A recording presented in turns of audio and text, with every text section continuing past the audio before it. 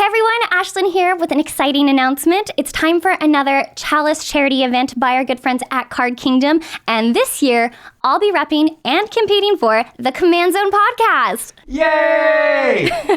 The Chalice is a 3-week fundraising campaign that ends in a day-long MTG tournament for the benefit of Serious Fun Children's Network and their efforts to provide children living with serious illnesses with a spectacular camp experience and high-quality medical care, all in the safest and most supportive environment. Donations you help me raise will unlock special power-ups that give me an extra edge during the tournament. Plus, I have some really fun milestones that you will not regret helping me hit. I mean, who doesn't want to see Jimmy get hit in the face with a pie or Josh dance? So if you want to help, find the link in the show notes below, and together we can help support a great cause. All right, enjoy the podcast.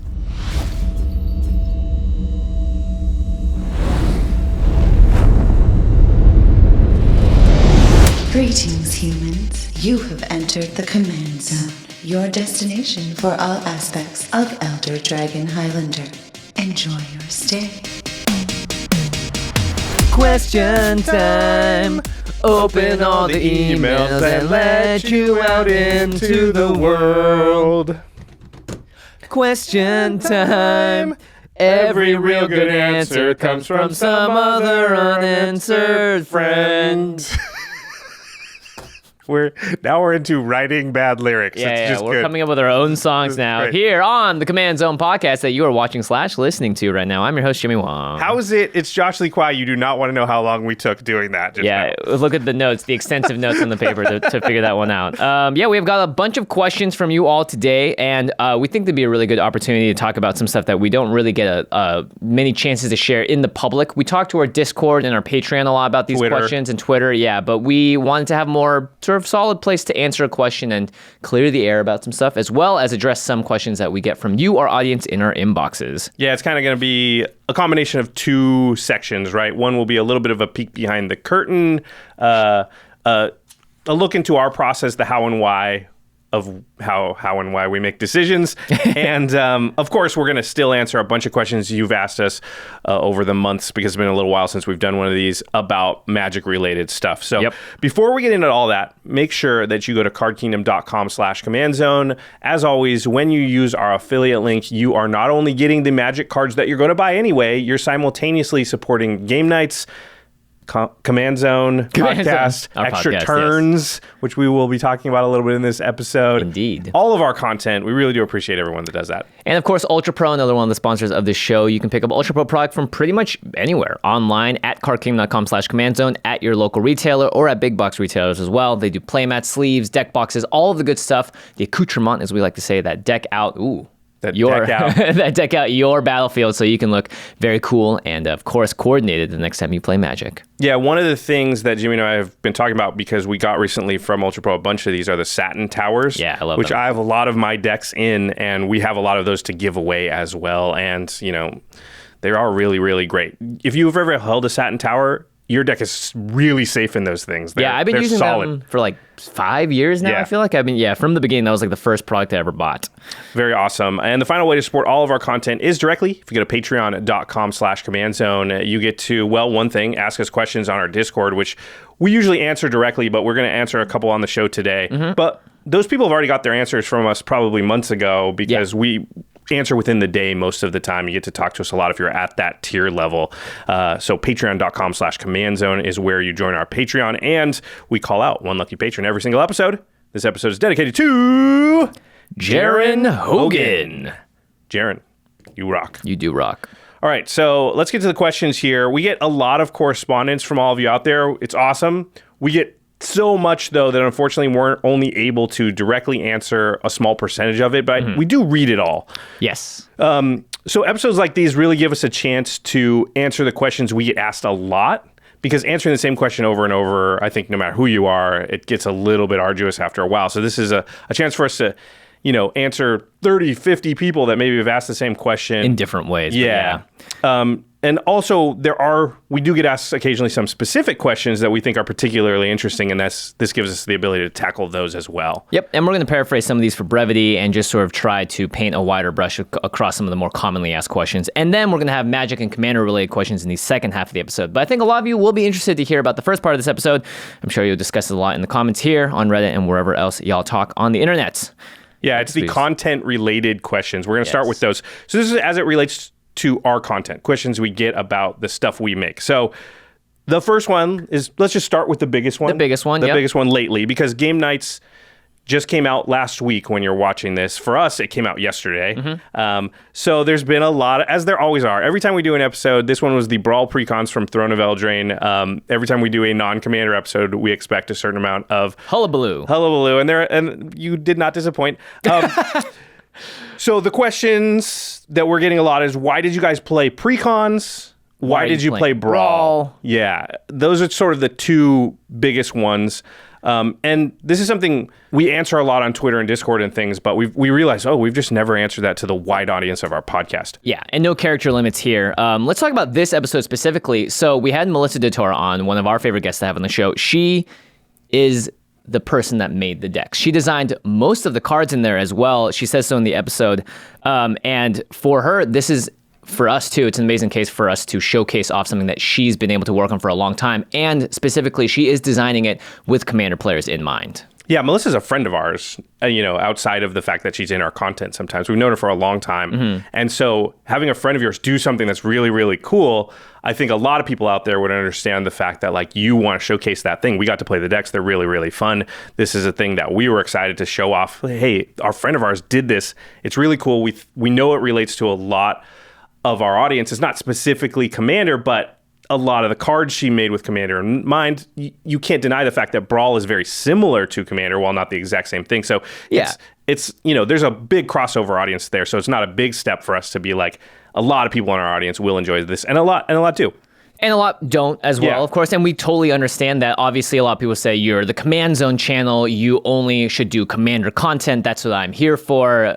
We hear this one quite often. And I think another thing to point out is that we, on game nights, have always been focused on more or less multiplayer, or formats that involve multiple people. And it's not been, if you look at, it's not called Commander Nights, it's not called Brawl Nights either, and it's not called Archenemy Nights, it's just called Game Nights. And I think there's another big point to be made here about the other guest on the episode, which is Reed. And this is something that you've been dealing with actually for over a year now. Yeah, so Reed is a person we've wanted to get on the show. We're big fans of Reed. I never met him, but we've been corresponding over email for a long time. He was aware of game nights, had watched it, wanted to be on, but as you can imagine, somebody of Reed's stature who's also competing in tournaments all the time doesn't have coverage. Yeah, it doesn't have a ton of free time. So getting the schedule to match up has been a thing we've been working on, and that's compounded. The problem of that, or the issues with that, are compounded by the fact that Reed's not a Commander player. Yeah, right. He plays Modern, he plays Standard, he plays Limited. He concentrates on those formats because he needs to, because that's his job, and that's where it pays off for him in winning the tournaments and doing well. And so him playing Commander is not a thing that he does. So I think people are often saying things like, you had a professional player on, or players of that caliber. They said this when we had Ben Stark and Brian Kibler on the show as well. And that's a wasted opportunity, because you could have had them play Commander. But I think there's some misconceptions there. The pro players, you can't ask them to come on a show, build a deck, brew a deck for a format they don't know, haven't played, aren't aware of what the meta or anything is, and they're going to be playing that deck in front of 1 million people. What are the chances that that's a successful outcome for them, that they look really good at the end of that, right? They don't know Commander cards and Commander decks and how that works. And the politicking as well is something they're not necessarily used to. Right. And literally, whenever we do bring these players that don't play Commander on the show, they will tell us, this is my first time playing something like this competitively, or, in a format where I have to make a deal with someone else. So they're very new to the politicking aspect as well. Never mind, you're already having trouble saying hey, can we find 3 days that line up with 3 days we could use to get enough lead time to make the episode. Now I'm saying I need you to spend a bunch of time on the internet researching and figuring out and building a deck. Yeah. If you've ever played Commander with pros at an event or something, they don't know the same cards that we know. because they don't play our format. So they're constantly like, Aura Shards, what is that? Like that's Or they're just not paying attention to, for instance, when releases come out every year, they don't need to look at the Commander cards unless they're like legacy players. But even then, they're only looking at 2-3 cards at most. Yeah, so a lot of the cards that we are very familiar with and they are not the cards they use. And the cards they use are not always the cards we use, right? Standard, playable, really powerhouse cards. We don't even know what that card does because it never comes up in Commander. Yeah. So it's also like harder for them when they're sitting down dealing with more players and a bunch of cards that the board states in Commander get way more confusing than they're used to. And so there's all these hurdles. And one of the things that makes it easier to book guests like Reed, like Kibler, like Ben Stark, like Day 9, frankly, very busy people that like Magic but don't play Commander a ton. One of the things that makes it easier... Birch too, same thing. Yep. One of the things that makes it easier to book them as guests is to not ask them to build a deck for a format that they're not familiar with. And so saying like, hey, we're going to play Brawl, which is standard cards. You're very familiar with standard. It's not like all 20,000 cards in the history of Magic. And they're pre-made decks. So you don't have to worry, one, about building your deck, and two, you don't actually have to know all the cards in the format, just generally what these 3 other decks are trying to do.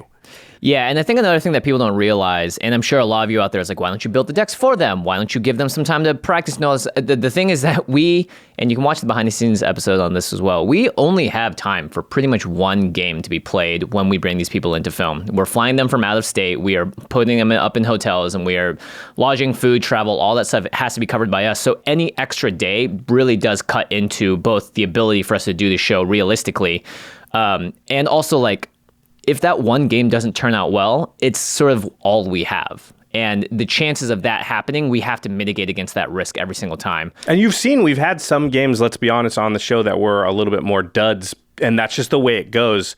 Yeah, and I won one of those because I just took a bunch of extra turns, and then people were upset about that. So, like, you know, it's very hard to find that exact precise balance that a lot of the more vocal watchers of the show want, which is like this exact mix of a perfect Commander game with perfect guests doing perfect things. I think people don't realize, like, the normal game night's day is a 12 or 14-hour day, and there's not a lot of leeway for anything. Definitely not to shoot another game. If we needed to shoot a second game, we have to go and shoot on the next day. And when you think about that, that's another day of lodging for everybody. That's another day of paying all your crew, your cast, all of your equipment that you're renting. It's a big expense. So there's really not the chance, unfortunately, game night's budget is just not big enough to do another shooting day. So like Jimmy said, we're just trying to up the best percentage chance of a good game. And that doesn't even guarantee a great game every time. It just gives us a better chance at it, which is what we need. Yeah, I've been working in the film industry for 9 years. Josh has been in it for 14, 15 almost or so. 20. And I think something that a lot of people don't understand generally is what it actually costs to produce something. Now, when we first started this show, when we had literally $0 and no patrons, no support, it was just in my apartment, and just buying the cameras to get the show going for the first time was about $12,000 just out of my own pocket. And I have not ever asked for that money back because it's an investment. I own the camera, so I don't need to have someone pay back for them. But that's just one part of like the many, many different parts about this show that I think a lot of people, it's very hard to understand. Like, here is the dollar amount and this is why it costs that much. A lot of people will be like, why can't you just hand it off to an editor to do this? Why can't you do X, Y, and Z? And it's very, very easy from someone that isn't in the industry to look at something and say, this should be easy to do X, Y, and Z. But there are a lot of factors I think people don't take into account. Like Josh said, we have a sound person, a camera person, a judge, and also like a behind the scenes person. And we have graphics editors. We have full-time editors here working day and night to really finish these episodes on time. And every single minute that you're spending that's not, you know, being productive, it is akin to taking dollar bills and lighting them on fire. And we also have insurance, and we have lots and lots of other parts of it that I think people don't see the unknown costs. So when it comes down to playing the game and making sure that that episode is as good as it could be and giving us the best percentage chance on the dice roll of it being a good game, we have to mitigate for things like, one, we don't want to ask someone like Reed to build a commander deck, go to the table and get smoked. Yeah, or everyone out there will get really mad if he just EDH wrecks the most powerful combo deck and smokes everybody else on turn 4 as well, which is another thing that, like, he's a pro.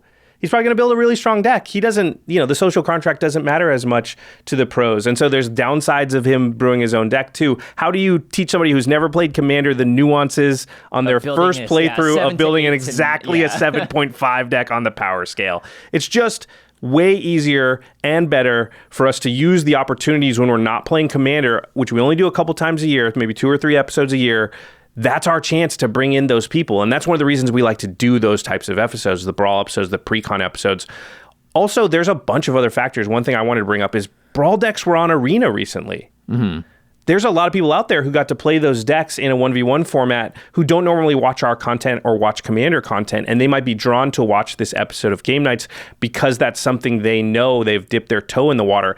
And what better thing could we be doing for the Commander format than recruiting a whole bunch of new players? And what's a great way to get people interested in Commander? Oh, they watch this Game Nights episode and they go, wow, Game Nights is pretty cool. I'm going to watch some of their other episodes. Wow, Commander seems really fun. I'm going to try Commander. We hear from people all the time when we go to events that, like, I was a Modern player, but I watched Game Nights and it looked fun, and now I'm a Commander player. Yeah, and I think I was browsing through comments on Reddit. I tend to try and read all the comments in amalgamation. Yeah, it's always dangerous, but I've been internet content and I guess comment veteran for many years now. I try to get an amalgamation of what the general opinion and consensus is, and certain platforms would be more vocal in negative than positive usually. Like YouTube is, if it's negative, it'll skew very negative, and the positive comments sort of get buried in it. On Reddit, there's a couple of posts that I thought were really interesting, which is basically people saying what Josh just said, which is like, I never played Commander. My girlfriend never played Commander. My son never played Commander. Whoever it is, I showed them the Game Night episode with Ben Stark and all those guys playing those like very simple, but built to be played against each other's decks. And they were able to really enjoy it because they could watch it the whole way through, and that got them interested into Magic in the first place. We understand that we are called the Command Zone Podcast, and it's the Command Zone Podcast, but Game Nights is something that we've always wanted to be a vehicle for bringing new players into the game. What I wanted to say was, I get it a little more. I understand the people are upset, right? It feels like maybe you clicked over to a basketball game and what they're actually playing is hockey, and I understand that that's frustrating for a lot of people out there.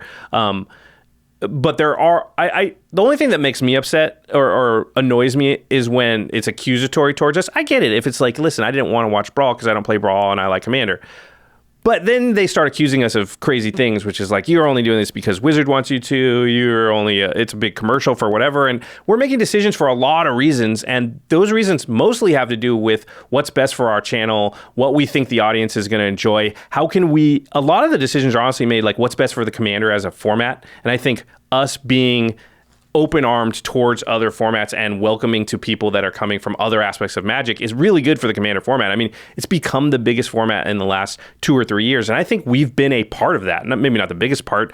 We obviously chose Commander because we love it, and that is probably going to translate to other people. But I think we've helped show people why Commander is great. And if all we did ever was play Commander and talk about only Commander, I don't think we would have opened as many doors as if we sometimes peek out. We play Limited too. And if you like Limited, you're kind of like us. And if you're like us, you might like Commander. Yeah, this podcast started because we listened to Limited Resources and went, why doesn't this exist for Commander? Yeah. So that was our bridge in. So that's all I would ask for people out there is like, I get it. I totally understand. Like if I want to watch basketball and they're playing hockey, I'm probably not super excited. It's more about like they want to watch like basketball, but then they tune in. It's like an NCAA game. They feel like it's like less power level. High school game. It's a high school game. Yeah, exactly. Or they're playing 3-on-3. Okay, sure. But we get it. We hear you. I totally understand. I totally understand. Just be nice to us. We're honestly not making decisions for any other reason than what we think is best for our content, what we think is going to be the most entertaining, and what's going to be best for Commander as a format. I think it's kind of skewed in people's heads, which is just like you see one piece of content that you don't like out of the 10 that's released that year, and you're going to, unfortunately, take that one and make it feel like it's half the content, or make it feel like they've done this X so many times in a row, I can't believe it. And actually, this is something I want to go and do some statistics on. We can't do the do stats here. Stats. We can do it. We can do it whenever we want. It's our show, Jimmy. It's our show. One thing that I saw a lot of comments about and people love making a joke about is like, Jimmy always gets mana screwed. And I've been on 26, 27 episodes of Game Nights, and I can tell you, I don't get mana screwed really. Like twice maybe, right? I think 3 or 4 times, and a couple of times it was like a specific scenario. But like out of the 27, that's a very low percentage. And so it got me thinking, why do people see this one thing and conflate it and think it's the majority of the time? Is because we do have often a skewed view of how things work because it's hard for us to see it holistically and as a whole. So let's go back in time to 2017. We released 12 episodes of Game Nights that year. We did 12 episodes? Yeah, it was a heavy episode. Single month off? It was a very busy year for us. But at the same time, the average episode length was 43 minutes. Oh, so they were shorter, so it was a little easier to do. Yeah, 2018 episode length was 55 minutes on average, and this year it's 65 minutes on average, and we still have a few episodes to go. Not to mention, it's gotten super, like, exponentially more complicated as far as, like, the animations and stuff. You go back and you look at those episodes, and I remember, I think in the very first one, we were using, like, a low low res image of some cards that Didn't pop even up on have hard- screen. We're doing handheld shots. It's in my apartment. It's very, very low budget compared to what we're doing now. The first 11 episodes I did 100% myself. We now have 5 editors and an assistant and a dedicated graphics person. So yeah, it's obviously scaled up. Exponential. And I think a lot of you in the comments have noticed that too, that you guys love the animated graphics. I love them too, and that's part of why we like to bring the show. All right, in the 12 episodes we did in 2017, 8 of them were Commander episodes. That means that 4 of them were not Commander episodes. We had an Arch Enemy episode, an Iconic Masters 5 booster thing, I think, and an Unstable Draft. And out of those 8 Commander episodes, 2 of them were pre-cons, and 6 of them were based around the set that was coming out. This is before we got sponsored, all right? So that's the vast majority of the episodes are based around sets, because that's what we found more exciting, building around the Ammon Cup people or whatever it was. And 2 of them were the pre-cons that year. I think one of them was the Commander Anthology, and one of them was the Commander 2019 pre-con decks. Moving into 2018, we started to become sponsored, and we had 9 episodes total that year. 6 of them were Commander, and 1 of them was a pre-con. And 2 of them were, one of them was a Brawl pre-built. That was the Cassius episode where I went nuts with. But that wasn't pre-con. We built those decks. We built those. Yeah. Oh, sorry. And then one of them was the game night episode that the pros came on to. So again, I was like, they're all game night episodes. I know, right? this box back here is the Out of those 9 episodes, 7 of them were Commander, and 5 of them were dedicated to a certain set. All right, so that's almost the identical percentage of what we did the first year. And this year we've had 8 episodes, 6 Commander episodes, one of them were the pre-cons, and we've had 2 Brawl episodes, which is 1 more than we've had in the prior years, and one of them was just the pre-cons, which you just saw this year. And 5 of the Commander episodes we released out of this year, out of the 7, are based around sets. So I understand that some people see an episode and go, they haven't done X, Y, and Z in forever. But if you statistically look at all of the stuff we've done, we've actually kept up almost in an identical ratio from the very beginning. And the very first episode of this show was a pre-con. So I think it's very easy for, in the massive content that people watch all the time, we're being flooded with information constantly, and Game Nights only comes out once a month. It's very easy for people to see one episode and it's not what they like, and immediately they add it onto what feels like a large list of other episodes they didn't like, instead of looking at what the whole is. And it's basically showing that we've kept the same percentage up of episodes that are Commander. 2 things. We're going to move on because I think we've covered this. But one thing that kind of got lost, you did say it, is that our very first episode of the show, the pilot episode, was us taking the Commander 2016 decks and playing them straight out of the box, the pre-cons. So that's what the show was at the beginning. Yeah, we wanted it to be, hey, go buy these Commander pre-cons. They're really fun. We really no sponsorship. It was just us saying that because we like the game. Yeah, and we thought, we think the game is fun. Yeah, and the second thing is that keeping up with new sets is very important for the show, because that's what the vast majority of the audience is excited about, new cards when new cards come out. And when you get to the size we've gotten, like I said, 5 editors, an assistant editor, a dedicated graphics person, we're flying people in from all over the country or sometimes other countries. We're putting them up. We've got cast, we've got crew, we're renting equipment. The cost is getting high. We need to get the most views possible. And one of the ways, again, that we can have that be the highest chance when we roll that dice is to be doing and playing with the most recent cards. So we're going to try and fit in homebrew Commander episodes when we can, but geez, when they release 27 different sets every single year, there's just not a window to do it. But along the lines of we would like to play more homebrew decks and more of our actual Commander decks, as you everybody else out there likes to call them. The next question is a question that comes up a lot, because this was going to be our outlet for that. Yeah, exactly. So what happened to extra turns is a question we're asked constantly, and we know... Why am I not more episodes of it? I'm just kidding. So extra turns was a safety valve to try and alleviate a little bit of this for those people out there that we know are wanting to see that type of Commander play. And it was our take on sort of the more streamlined... Commander gameplay, and less produced, but gives you what we thought a large majority of the audience wanted.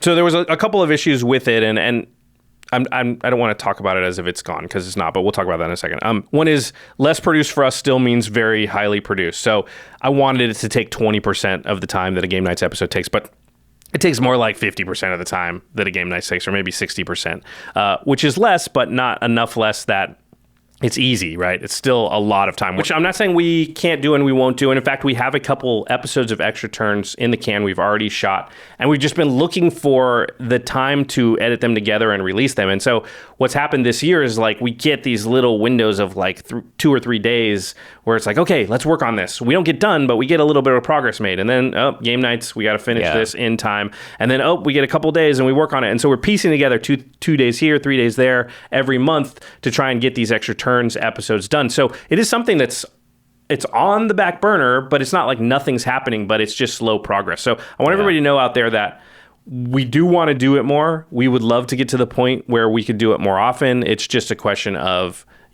having the budget as far as time and people and resources to get it done. So when people say, what happened to Extra Turns? That's what happened. Game nights takes up so much of our time. There's just not a lot extra. Yeah. And when we do have extra time, we're actually putting it towards Extra Turns. It's just that you need a lot of that to pile up before an episode actually comes out. Yeah, and I think, again, a couple of points there too. Like, there is so much magic stuff happening that it definitely takes away from our time, because like we want to stay topical. I mean, like what kind of channel will we be if we just talked about things from the past and wasn't welcoming for new players into what is now the fastest growing format in Magic?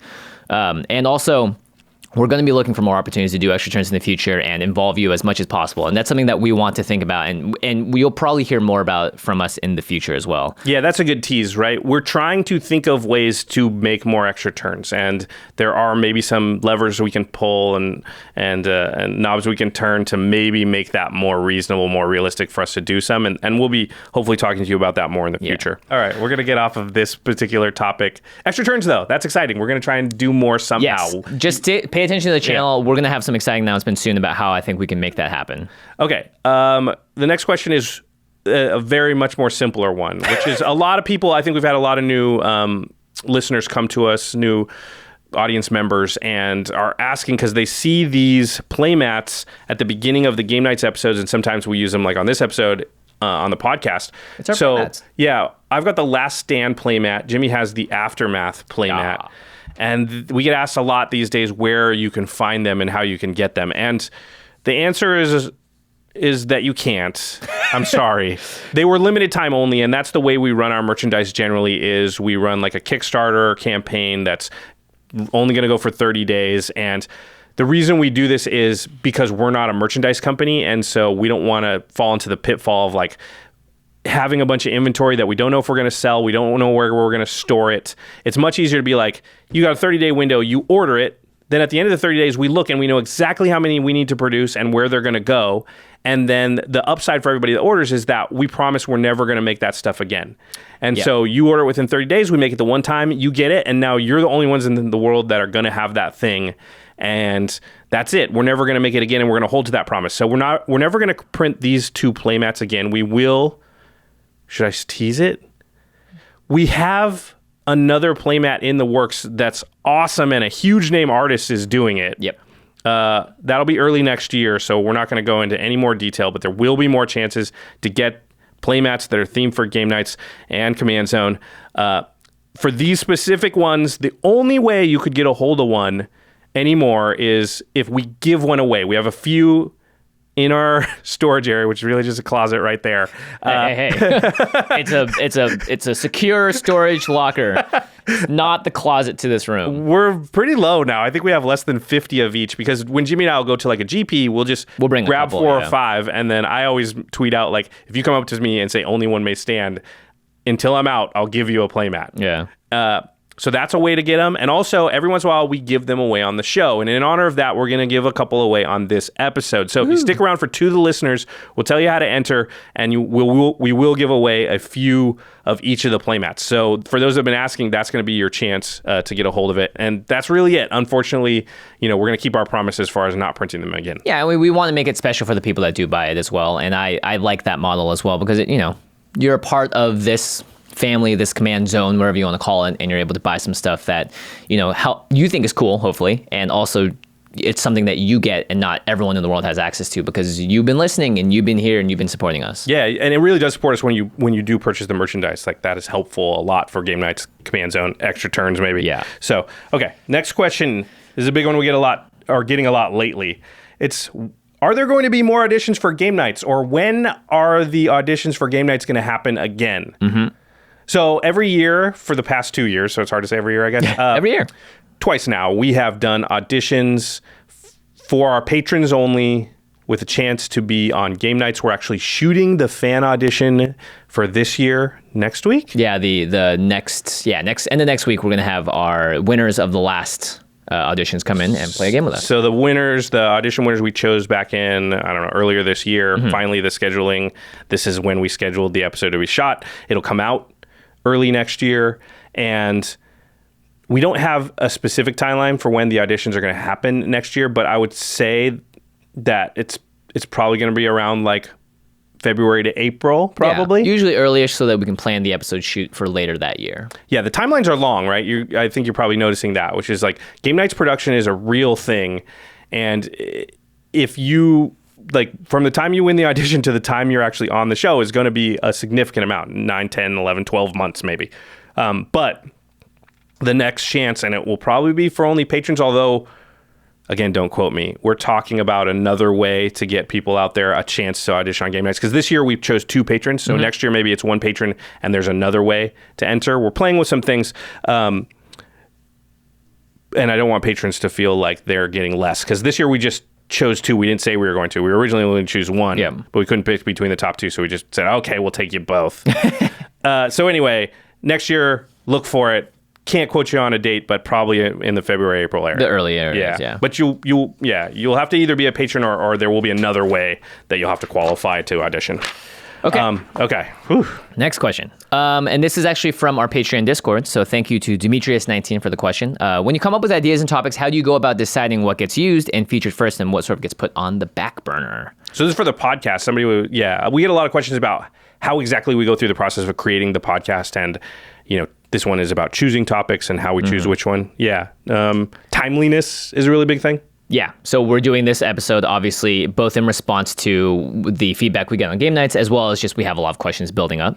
Yeah, and this one, we're in a slight lull period in that we don't have anything specific that we need to be talking about. But if it was the week Throne of Eldraine comes out, we would never do this episode. We would talk about Throne of Eldraine, Or sorry, the week before Throne of Eldraine comes out, because that's when the spoiler... This might be the first 2 weeks in a row now that we've had in probably the past 3 months where there hasn't been a new product release or something to talk about that is related to stuff coming out that's exciting for Commander players. We choose a lot by the passion of one or both of us. So sometimes Jimmy will have an idea and it'll be like, I really want to do this. And it's like, great. And then come up with the outline. We'll talk it over. Yep. Both hosts are always involved in the discussion, but often a topic is more, we call it you'll drive. Yeah. A lot of times like, okay, you'll drive this episode, which means I will look at the outline and I'll interject a few thoughts, but the bulk of it will be Jimmy, and he'll really drive the conversation and follow the outline and keep us moving because he'll have done most of the outline. Yeah.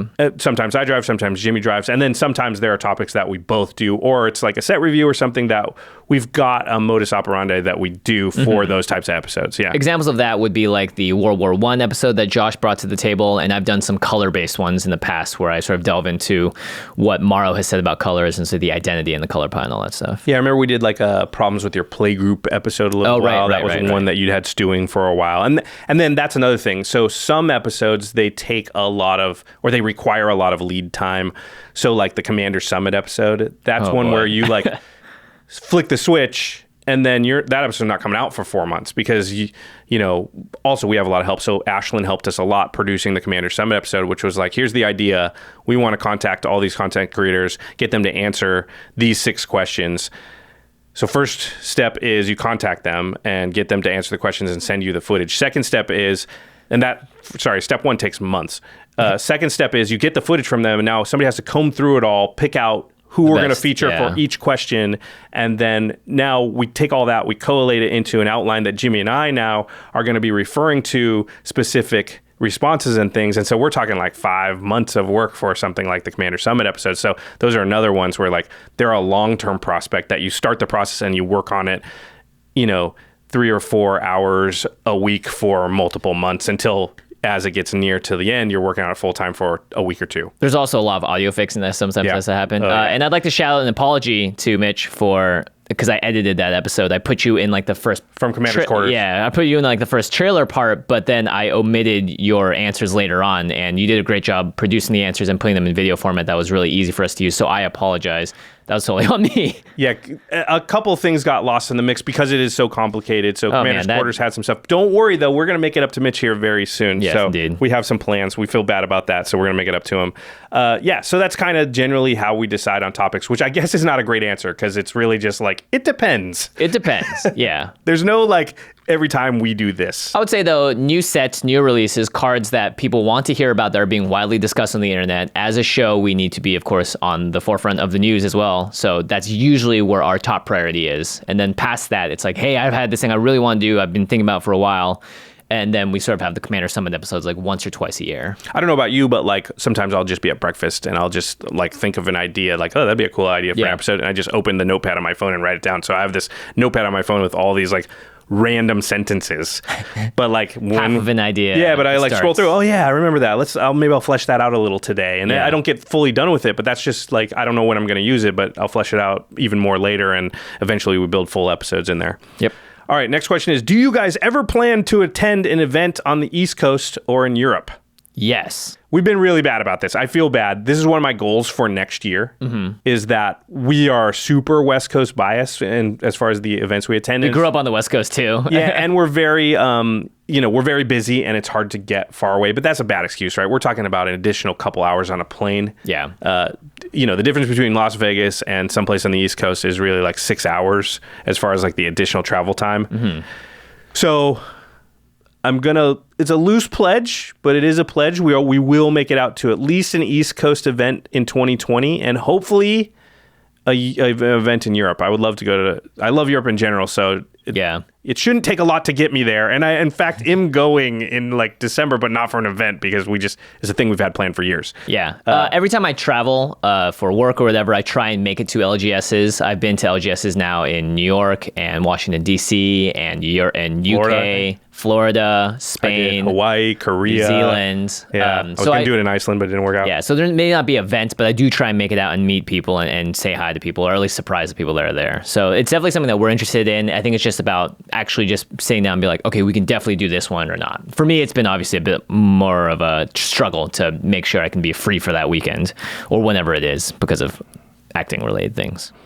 All right. That's going to do it for our content-related questions. That was a little bit longer than we thought. We're going to come back and talk about Magic-related stuff that you've been asking us. But before we get into it, we're going to take a quick break and hear a message from our sponsors. All right, friends, it's time to talk about something very serious for this week's sponsors. Uh-oh. Underwear. That's right. That stuff we wear around, ye old private parts. And, shockingly, for how important those parts are, our underwear is often underserved. This is how we're going to promote MeUndies? Honestly, when we got the sponsorship deal, I was super stoked. This is luxury stuff, all right? It's honestly the most comfortable underwear I've ever worn, and you just don't really know why it's so good until you get that feeling of putting it on, Josh. It's like... Yeah, I don't know if we should really be describing that exact feeling on our show right now. You're right.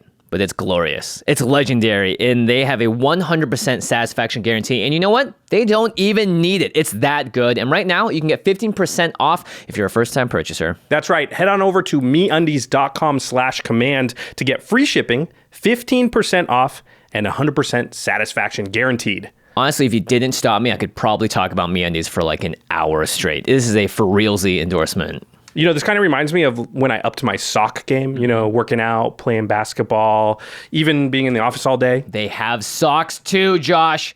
Head on over to meundies.com/command. I'm expecting you to do it. All right, we are done with the content-based questions. I have ranted for far long enough. I think I went on like a 4-minute rant there in the middle. Let's talk about some Magic the Gathering related questions because we are a Magic the Gathering channel. That's right. If you're still here, or maybe just skipped ahead to this part. There's no way. Everyone wants to hear the first half of this episode. They want to hear. Now people are exiting out. You shouldn't though, because you could win a playmat if you stick around. That's Don't true. Skip to the end though, because we have some great answers coming up. There are some cool questions in here. So we're going to start with one that we get a lot, and I noticed that it comes for whatever reason in a certain time of year. So like August, September, we get this question a lot. It's some form of, I have a new Magic channel or I want to start making content. How do I go about it?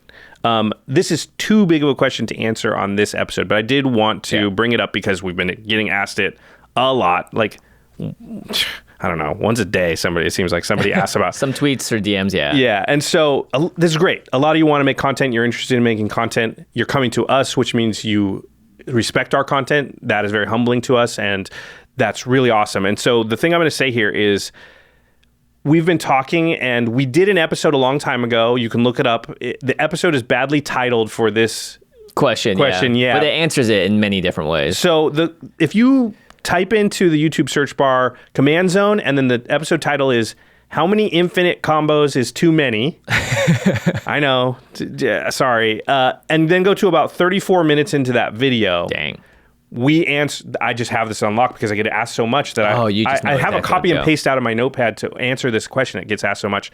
34 minutes into that video, we answer a bunch of questions about content creation. However, one of the things Jimmy and I are kicking around, I think we're going to do at some point, is a video dedicated to answering content creator related questions that actually is labeled as such and sits on our channel forever, so we can point people towards that, so it's easier to find. So yeah, I would also point you towards the episode we did with Rob. I forget the name. Oh yeah, it's called The Creative Process. The Creative Process, yeah, and that details our journey into Los Angeles from a couple of years back. Our origin stories. Josh's amazing artist friend is painting live behind this, and we talked to him a little bit about what it means to create for him, and I think that can also give you a lot of inspiration about how to take your journey. It's our probably least watched episode, which is crazy. And probably one of my favorite episodes we've ever done. Rob is a painter who had a piece in the Louvre that year that we were painting. He's a world-class painter. He's also phenomenally talented in that he paints with both hands. Yeah. He'll be working on two paintings at the same time with both hands. He's totally ambidextrous. And watching him sort of zone out, listen to music, and just go wild painting, he just trances out kind of. It's nuts. Flow state. Just that. You could mute it, not listen to Jimmy and I, just watch Rob paint, and it's like, I don't know. It's just like watching the perfect flight of a bird or a cheetah in motion. Like, Rob is a person that was put on the planet to do a certain thing, and you don't get to watch that very often. So the Command Zone Creative Process, it'll pop right up. I've changed that thumbnall like 3 times to try and get more views. Yeah, because I'm like, why aren't we watching this? It's so great. Yeah, I get it. It's you want a basketball game, and it was hockey. Yeah. All right. Next question is, I was wondering if you could give me advice on starting a collection on a budget. And this is from Adam Dew. He emailed us. Yeah, this is an interesting question because I think starting a collection is a very broad thing to say. Like, what are you collecting for? Are you collecting for more future commander decks? Are you doing it for standard? Are you doing it just to have 4 of your favorite cards? I think Adam was wanting to play commander. Okay. I think I remember that from the email. I would definitely start by not trying to buy the most expensive cards. Yeah. But if you have $100 and you spend $25 of it on one card, your collection is not going to be good. Also, it doesn't make your deck that much better. Yeah, right. You might not draw it. For me, when I started playing this game, I had a bunch of old cards, but they weren't really relevant. They were just crappy commons and stuff from like Ice Age and stuff. So for me, starting a collection started with buying the PreCons. It's a great way to get a few of every single thing that's very important. If you're able to buy all of the PreCons, then all of a sudden you have 4 Soul Rings, 4 Command Towers, 4 Arcane Signets, whatever it is. So I think that's a really strong way to start, and then put them into binders, sort them by color or however you want, the cards that you're not using, and then you're going to have a nice little base there to start, and it's going to be, I think, your best bang for your buck if you want to very easily buy the cards that you want. And you get to play immediately. There are other ways maybe you buy collections, but you can't build a deck out of, a couple of good cards. Mm-hmm. So PreCon is like playable with a little bit of upgrades. It'll be actually pretty good. And then you can sort of start to build out from there. I think PreCon is really the best choice. And that's why they're one of the best products every year. I wouldn't do it. I wouldn't go and buy booster packs. I don't think that's a good way to go. No, don't do that. Certainly not. Yeah. Singles are going to be your best at a certain point. I mean, there's you can go on eBay and buy a box of 1,000 commons or uncommons. I wouldn't do that either. Nah. Just the average amount of cards you're going to get out of any given 1,000 card, you might grab have bag box. 50 that are good. If you're lucky. Yeah. Yeah. I would say it'd be more close to single digits. Yeah. Yeah. So yeah, PreCon, and then you can start to, maybe another PreCon. I would go up to 4 or 5 pre-cons before I would start maybe cherry picking specific cards. Yeah. There's also the Commander anthologies that were released in the past. I don't know where those are at now, but that's another way to get a lot of cards. They're expensive. Well, we have old dual decks as well if you're like looking for specific color combinations. Just look around and try and find the ones that you go, wow, I want 90% of the cards in here or 80% of the cards, and those are going to be a better buy than most other things. All right. I'll let you answer the next one. How do you feel about gold bordered cards? This comes from Adam Lassiter over email. Gold bordered cards were created by Wizards of the Coast. They were in these things called championship decks, world championship decks. And on the back of them, they don't look like a normal Magic card. They have the world championship on there, the year it was played. And they're sort of like, hey, here was the best deck that year from this player. We recreated it in a form that's not tournament legal, but are still cards printed by us. And some of those will have a strip mine in them. There's a Guy's Cradle that's a gold bordered Guy's Cradle as well. For me, and I think this is the general consensus, they're as legal as it gets in Commander because there's no other format to play these in. They were made by Wizards. They are great versions of some very hard to get cards. And if it's the only way you can get it, I'm totally happy to see that across the table because I have like a Flooded Strand that's a gold bordered version of it in one of my decks, and it functions as the card. I've never cared if somebody played a gold bordered card.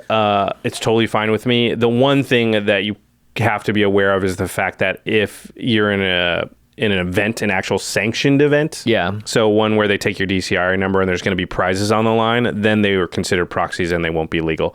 Anywhere else, and most people are totally cool with it. I mean, the sort of cordial way to go about it is to at least let people know, like, hey, I got a gold border card or two in my deck. Do you guys care? I've never heard anybody be like, yeah, I totally care. Don't do that.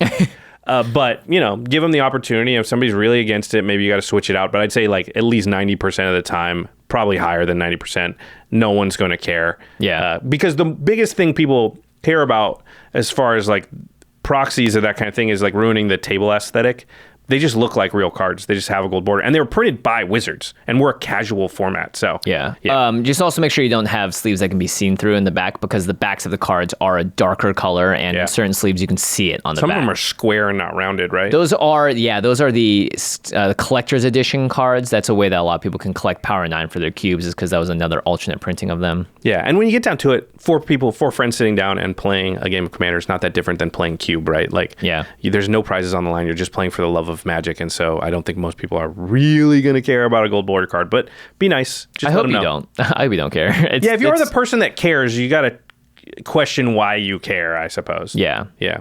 And it's not like there are gold border cards for every single card in Magic. I could see if my entire deck was gold border and it was like, okay, all right, sure. But it's like Guy's Cradle, 2 or 3 like a strip mine. It's like not significant of an impact. And some of them are significant as far as like the Guy's Cradle is not free. Yeah, it's not free. It's still expensive because people do use it. Yeah. Yeah, it's still like a sort of feast and famine price, right? Like it's not, not cheap. I don't know what the price is at yet, but that makes sense. Okay.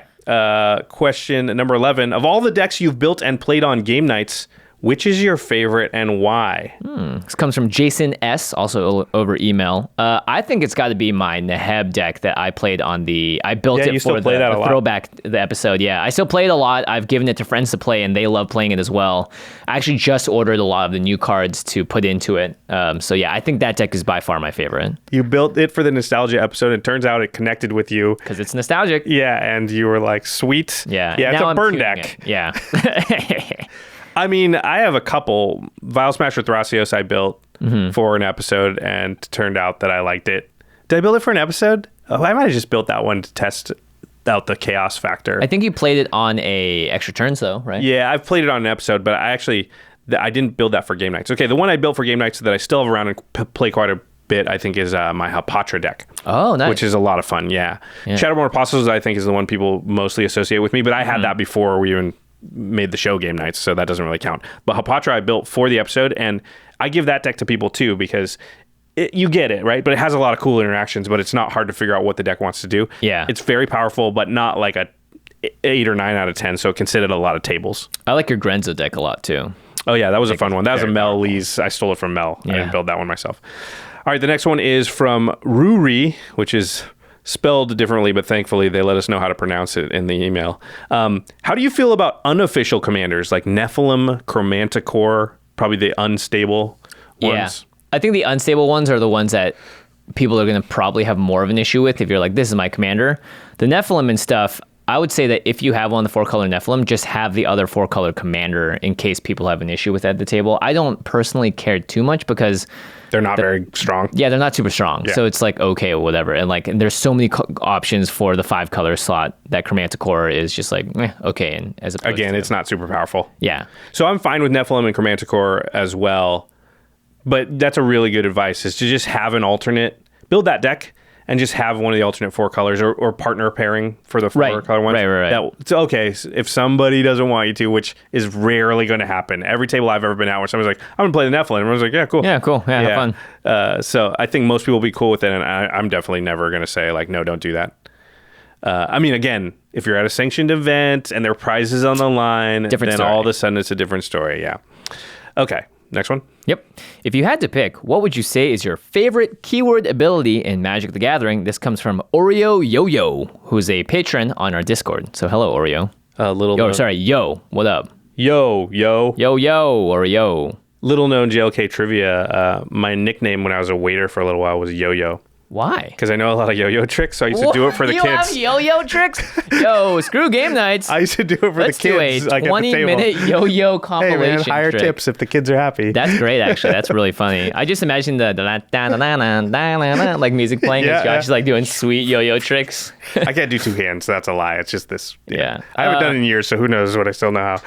Can you walk the dog? Oh, yeah, that's easy. Okay, that's nothing. I think my favorite keyword ability, it's either going to be haste or trample. Trample is the one that I'm always just like, I wish my creatures had trample. Like, I find myself asking for that more often than not. Or it's I wish. Yeah, like if they had trample, I just win right now. Yeah. So I think it's just one of those things that just gets people. Yeah. Mine is clearly Flash. Yes. Because I play cards that give everything Flash, because that's my favorite. And you love instants. Who doesn't? Who doesn't? All right, next one is, how do you feel about smaller, larger pods? What is the smallest and largest pod you've played in? This is from Michael Leiden, which is Patreon Discord. Leiden or Lydon? Who knows? Sorry, Mike. I'll tell you the smallest pod I've ever played in. 2. You never played against yourself? I've goldfished, so 1. I've goldfished, yeah. That was not a fun pod. The largest pod, I think we did like a 12-person game once, and it was not enjoyable. Yeah, I remember 9 once. It was after the Super Bowl that year. Oh, gosh. That was at my house. We played in a 9-person pod, and that game took forever, even though we were like just yelling at everyone to play fast every turn. Don't think doesn't just go. Matter. Yeah, it doesn't matter. I think realistically, 3-player pods are fine, not like not optimal. amazing. I'd rather have 4. 4 but or 3 5, is okay. Yeah. 5 is okay. I'd rather have 4 again. But at 5 is a weird number, right? You can't split up into 3 and 2. So you have to be willing to play 5. And then once you get to 6 people, that's where the question comes in. Do I split up into 2 3s? Do I play 1 6? And we kind of will go both ways. Sometimes we'll be like secret partners or 3-way 2-headed giants. Or sometimes we'll be like, let's do 2 pods of 3. I think it's 2 pods of 3 will be faster. Yeah, and you'll definitely get games through. I've also seen like 1 plot of 4, and then 2 players are like, I have a really strong 1v1-esque deck that can I try against yours? Yeah, let's just do that instead, so they'll have fun doing that. But anything above 6, you're splitting into multiple pods. A 4 and a 3 is way better than 7. 7 is just too many people. Yeah, 7's nuts. Yeah, 8 is obviously 4 and 4. 9 is 5 and 4. Yeah. Okay. Where are we? Question 15. I've been knocked out of games early because it was the optimal play, which has led me to be waiting for hours to play the second game. What do you guys think of threat assessment compared to optimal plays? Is it worth knocking out someone who's already down because you can, or is it better to save those resources for a bigger threat? This is from Patrick over emo, or Patrick. I'm assuming this is like, I'm at 5 life, you have 5 power flying on the board, but Mel over there is going off. But you're like, well, you know what? I can kill you this turn, so I will. I've been in this position a lot because I play Ancient Tomb and other cards that just murder me slowly over the course of a game. Yeah, so I'm oftentimes being like, my liege, whatever you need, I will do for you. Please don't kill me. And usually that works because it's like this person owes you like a blood pact oath of life. And You're they'll Chewbacca do it. now. Yeah, exactly. Yeah, I'm putting on the, what is it called? The repeating crossbow or whatever he has. Yeah. It's, I don't know. I think it's tough because I think in a deck, if you have a very powerful deck, Patrick, and it's like you could go off at any point, you kind of want to knock that person out. Like, sorry, Josh, like if you were at 2 life and I could kill you, I would just kill you. Yeah. Because I don't want to give you the chance to claw back because all of a sudden you play your Ether Flexible Reservoir and you're up to 36 life again. I don't play Ether Flexible Reservoir. See, now everyone thinks that I play that card. I know. I just complain about it. Going back to the beginning of the episode, you take one thing and then all of a sudden it's what they do all the time. Yeah, I kind of agree. In general, I'm really my play pattern these days is more along the lines of kind of keep everybody going, keep everybody in the game, and then try and like, you know, get towards the end before we start knocking people out. Rarely am I like, let's just zero in, kill this person, and they're going to have to sit there. And just do it all at once, kind of, if you can't knock them all out. You know, try and keep it even for most of the game until... And there's a point of the game, a lot of times we will both be like, I feel like this is the point of the game where people can start dying. Yeah, for sure. All right, this next one comes to us from Twitter, from Vizix. In my eyes, slotting in 1 or 2 cards still qualifies a precon as a precon to me. My question is, how many cards would you consider adding to a precon that it's no longer a precon? Yeah, so like... If you add 10 cards, could you still call it a precon? Right, kind of like our upgrade video where it's take these 10 cards up, put these 10 cards in. Is that still a precon? No, I don't think so. No, it's not. The precon is the 100 cards that you got it as. Or I think if you add 1 card, card, you can't say it's a precon anymore. Yeah, you'd have to say it's the precon I added 1 card. Yeah. At a certain point, I think once you get to like 20 or so, you can just Can't even say it's a precon. Yeah, it's not a precon. I added 20 cards. Like that's basically a new deck. I think 10 is not even you don't even say the precon part. 1 or 2, I would include the fact that like phrasing that this is started as a precon. This is basically the precon, but I changed 2 cards. Yeah. But yeah, I don't think you could say this is just the precon or this is only a precon. Because if the 2 cards are like mana crypt and Guy's Cradle, cards, like Yeah, I was gonna say. And 10 cards is a lot. Yeah, 10 cards you could significantly change the power level of a deck. 1 or 2, you're not really making massive alterations, but you could give it still a significant power bump. Yeah. Because you know, you're not just adding lands. Those are going to be 10 out of 60, basically. So that's a pretty high percentage, yeah. Yeah, and the lands you add might be the Gaia's Cradles of the world. Right. All right. The next question and the last question is, what is the best way to avoid getting mana screwed in games? No this comment. Is from Ikra Siddiqui. Seldnar from Patreon, from the Discord. Yeah, Jimmy, I'll let you handle this since you always, quote unquote, get mana screwed. I think I've been mana screwed twice on game nights and you've been screwed 3 times. So we're all virtually the same. Maybe I just make a bigger deal out of it. Definitely it was a heavy storyline in one of the episodes. Like, that's the way game nights... probably why That's the way game nights works, right? It's like we're telling a story as we go and we'll lean towards certain things. And for one of the episodes, like your storyline was you were mana screwed. Like that was just the way that it worked for the episode to keep the audience the most engaged. Classic Jimmy. Yeah. This one's tough. I think the thing is just like you cannot be afraid to put in card advantage and card draw in your deck. I know you really want to play that 6/7 drop or that awesome 5 drop that is just like the coolest thing ever. You're gonna have to find a way to slot in just more card advantage because think about it this way: a 5 drop in your hand that you can't cast, as opposed to a card that will draw you cards even late in the game, and you're searching for a Lancer. Like those cards will always be good, pretty much, and the you can almost not have it. You almost can't have enough card draw. I mean, you can have quite a bit. It will help you hit your land drops, right? If you have just a divination type spell, which is not the type of card draw we normally run, but still, even just that is going to help you hit land drops. Yeah. If you only draw 3 lands, but you have that, your likelihood to hit your 4th is very high. I think a lot of people just play too few lands. Yeah, someone put a deck list up and said, I'm always getting mana screwed, and they had 27 lands in their deck. Yeah. That's 10 less lands than we think you should have at most decks. So that's going to be a big problem. Yeah. Even in decks where I have a lot of ramp, there's nothing worse than missing a land drop early on. So I still put 37 lands even in decks that have like 12, 13 mana ramp spells. Yep, for sure. Mulligan decisions are big. So you got to look at yourself and be like, what could I do differently? And one of the things is you could keep better hands. You could mulligan more or be more aggressive as far as like, this hand, it's got only 3 lands and I just want to make sure that I get more or whatever. 3 is good. 2 is really sketchy to keep unless you we like to say 3 with ramp or 3 with card draw. Yeah. One of those things that will get you going and not put you so far behind that when you finally do draw into those things, you're screwed. Also, I think you can build in some insurance, some safety measures into the deck. So Sensei's Divining Top type stuff. Halimar Depths, which we talked about last episode, is a good way to sort of make sure you hit your land drops. Those types of things, just having a few of them in your deck, Brainstorm even, that kind of stuff, that's just like a safety valve. This card's fine if I am not mana screwed, but if I am, it really will help get me out of that situation. Yeah, definitely just don't be afraid to put in card draw. I know it might feel bad that you're taking on a powerful card for a card that just says draw 2 cards, but turns out drawing 2 cards sometimes is the most powerful thing your deck can do. Yeah. All right. This is the moment you've been waiting for. If you want an Aftermath or Last Stand playmat, it's to the listeners. It's going to be really easy to enter. If you have any questions for us that we can use on future similar episodes where we're answering questions from the audience, all you got to do is email them to us. And if you just put, what should we have as the subject title be? Question for the podcast. Question time.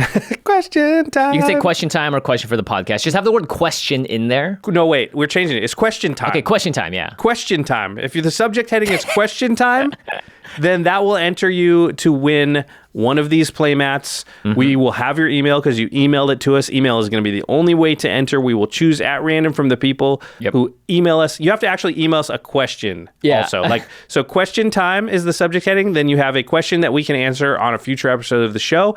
That will enter you to win one of the playmats. We will contact you directly in 1 week from the release of this episode and get your address and everything. And then we will send you one of the Last Stand or the Aftermath playmats.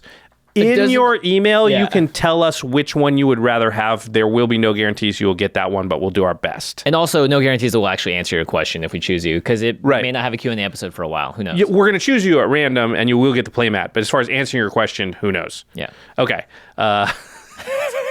Did everyone get that? I assume you did. Question time. Send an email. Question time in the title, and an actual question about Magic, or it could be about content, whatever. It needs to be a question. It can't just be like, "What's your favorite color?" Actually, I guess no. Make it something that's relevant to us, please. Usually we plan this stuff out like way better. This is the most off the cuff that we get. Sure, fine. However that goes, some people are going to get playmats. I have a question. Question time. Where can I get great deals on Magic cards with awesome shipping and help support the content I love? Well, Mr. Jimmy Wong, it's funny you should ask that because I have just the answer for you. It's cardkingdom.com/command-zone. Sweet. If you use that affiliate link when you order your Magic cards, singles, products, anything at all, you really are supporting this podcast, game nights, and all of our content. All right, I'm going to go ahead and just take this playmat. That's my reward. This playmat was made by UltraPro. They do tons of playmats, and as you can tell, the print quality is amazing. They've been doing it. They've been the best in the business for a long, long time, and that's why they should be your go-to the next time you're outfitting your battlefield, you're putting your cards into sleeves, or into a sweet satin pro. Satin tower. Satin tower, yeah. You feel like a pro. It's in the tower. Yeah. Ultra's best. What and also, towers are very themely with Eldraine, maiden stuck in towers. We use the playmats as big mouse pads too. Yeah. Now, like Jake, he uses 2 playmats. He's got so much space that he's got a playmat under his keyboard, a playmat under his I have 2 playmats on mine too, yeah. Yeah, so they're useful in a lot of different ways. Yep. All right, so now it's time for the end step where we talk about something cool outside the world of Magic. I have something cool. I'm excited about this one. Okay, so you were a fan of the show, right? One of my favorite shows of all time. So the Breaking Bad movie, El Camino, is coming out. The trailer is out right now. And I think at the time you're watching, I think October 11th is when it comes out. So at the time you're watching this is a few days away. I'm super excited for this movie, but also what it caused me to do is go back and start rewatching. Oh, I was like, I'm gonna go rewatch the last couple episodes just to kind of remember. And then I I got 5 minutes into the third to last episode, and I was like, wait, I'm going to go back even farther. Yeah. And then I was like, oh, screw it. I'm just going to go. And I got totally sucked in, and I've been rewatching Breaking Bad, and I was like, because I remember the broad strokes, but not all the details. Yeah, there's tons. So watching it for the second time, I'm still totally into it. I'm like, oh yeah, what happens? Oh yeah, I forgot. The show is super good. I remember the highlight, where each season ends up, and I remember it's one of the most rewarding shows in the world to watch too, because everything really pays off, or you get challenged, and in so many different ways. Yeah, it's just a great, great show. So if you never watched Breaking Bad, my suggestion would be you can go on Netflix right now and you can watch it. Now, October 11th is right around the corner, and there's 5 seasons of Breaking Bad. So you'll have to be a real...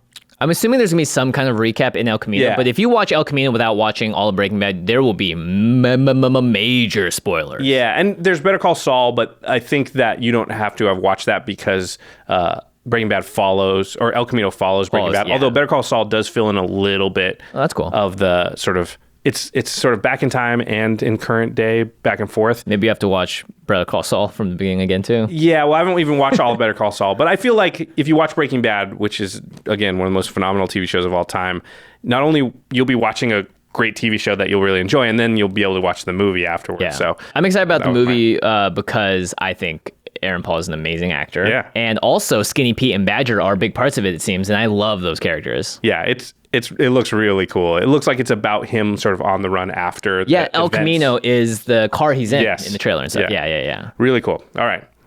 Something else that's really cool.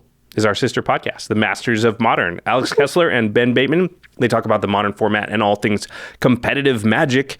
You can find them on Twitter at the MMCast. You can find them on all your podcast apps, Stitcher, iTunes. Just type in Masters of Modern and they will pop right up. Our editors for the show are Ashlen Rose and Craig Blanchett. Everyone's favorite Give 5 for Fact or Fiction. And everyone's favorite Kozilek Eldrazi Overlord. I was told last night, because we played a little bit of Commander here at the office after everybody got off work. I went home a little bit early, but only played a couple games. And Murph told me this morning, he goes, yeah, I cast Fact or Fiction, and I let Craig choose, and guess what he did? I was like, he didn't give you all 5 cards. Yes, he did. Craig! Yes! Craig! That's my boy. Keeping traditions up. Just keep tweeting at him to stop doing that, will ya? Yeah, it's only going to make him dig in deeper. Big thanks to Geoffrey Palmer, who does the living card animations that live behind us on set, as well as start and end our show at youtube.com/the Command Zone Podcast. And, of course, you can find him on Twitter at livingcardsmtg. All right, everybody. Thanks for watching. And we'll see you next time. Peace.